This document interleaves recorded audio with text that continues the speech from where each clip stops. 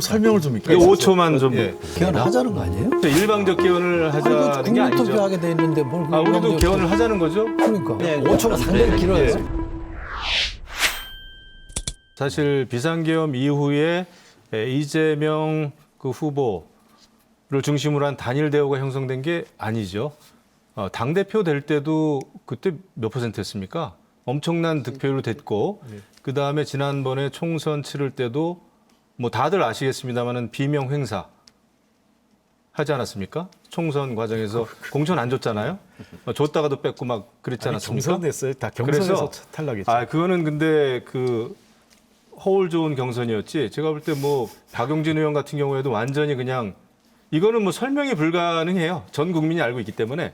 제가 볼 때는 비상계엄 때문에 일어난 일이 아니고 이재명 당대표가 당대표 되고 나서부터 계속 그 절대 권력화된 과정이었다. 그리고 지금 이제 같은 정당 어떤 그 정치를 하는 입장에서 좀 걱정이 되는 거는 군사 독재 시절에도요.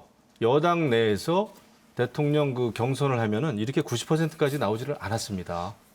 근데 이거 정말 초유의 일이에요. 그래서 저는 좀 섬찟하고 조금 겁이 나던데요. 예상되는 공포 마케팅이라고 봐요.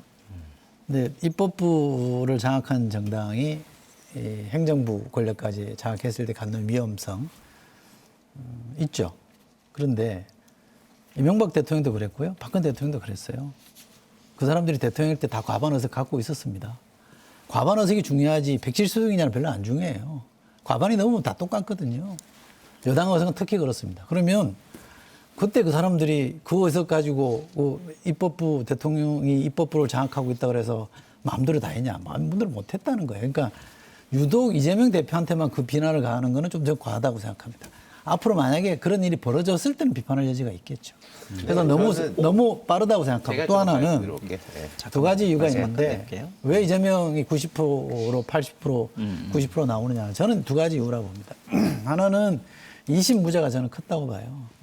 2심에서 무죄, 선거법 2심 무죄에서 나온 게 사법 리스크가 없어졌다. 사실은 뭐 그것 때문에 후보 출마를 접는 사람도 있었습니다만 확고부동한 1위 후보의 약점이 없어져 버렸어요.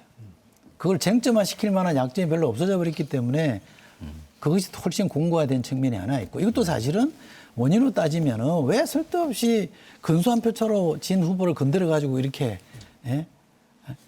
이른바 금강불개를 만들어 줍니까? 그것도 다 저는 윤석열한테 책임이 있다고 봐요. 또 하나는 왜 그러냐? 윤회 저항 때문에 그런 겁니다.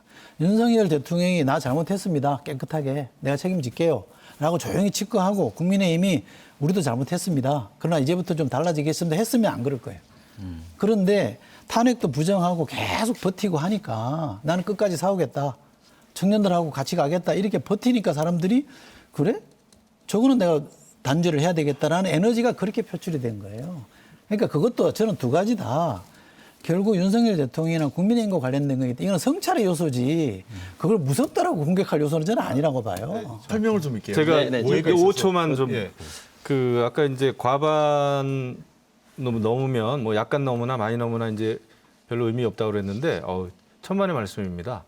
왜냐하면 과거에도 막 의원 꼬주기라는 게 막 있었어요. 그런데 이게 자칫 잘못하면은 개헌선을 넘길 수도 있겠다. 저는 솔직히 그렇게 봅니다. 더더군다나 윤석열 전 대통령이 계속 그 사저 정치를 하고 있는 상황이라면 아마 더불어민주당이 점점 강력하고 더 큰 정당이 될 가능성도 있어요.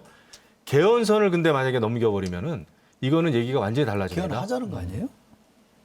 아니 그게 이제 뭐 일방적 그렇죠. 일방적 개헌을 하자는 게 아니죠. 투표하게 돼 있는데 뭘 우리도 개헌을 하자는 거죠. 그러니까 개헌을 하자는 거지만은 지금 의원이 개헌수를 넘긴 상황하고는 그리고 지금 민주당이 여태까지 걸어온 길을 보면은 어떤 합의에 의한 개헌을 할까요? 저는 그거 아니라고 봅니다. 그래서 제가 무섭다는 얘기예요. 5초가 상당히 길어요. 제가 좀 설명을 좀 드릴게요. 네. 지금 전당원 투표로 1인 1투표제로 하는데 지금 현재 당원이 투표권이 있는 당원이 115만 명이고 지금 현재 투표율이 영남권 같은 경우 70% 나오고 충청권은 60% 나왔거든요.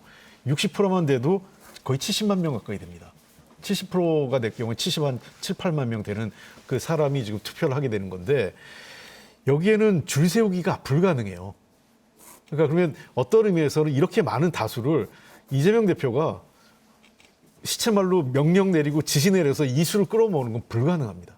현직 대통령이라도 불가능할 거예요. 그래서 이런 당의 구조가 바뀐 걸 좀 염두에 두지 않으면 자꾸 과거의 프레임대로 해서 이재명 대표가 다 그러면 거의 50만이 넘는 당원을 그 당대표가 줄 세웠다? 이건 불가능합니다. 지금 제가 현역 국회의원으로 있을 때도요, 지구당에서 제가 뭐라 해서 설득할 수 있는 당원의 숫자가 예를 들면 한 지역에 한 5천 명 정도 권리당원 있다면 제가 할 수 있는 범위가 많아야 한 1,000명쯤 됩니다.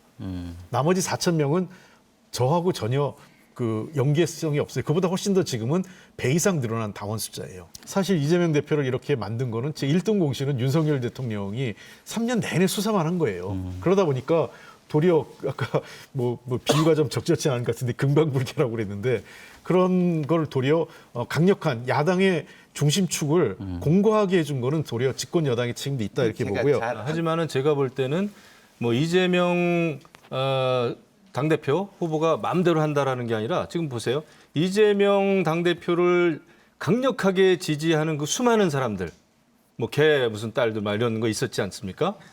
그러니까 그리고 많은 또 현역 의원들이 거기에 휘둘리고 그거는 정상이 아니에요. 제가 볼 땐. 그래서 분명히 민주당도 당내 민주주의, 정당 민주주의라고 하는 측면에서는 고칠 게 분명히 있다. 이렇게 생각하는 거죠.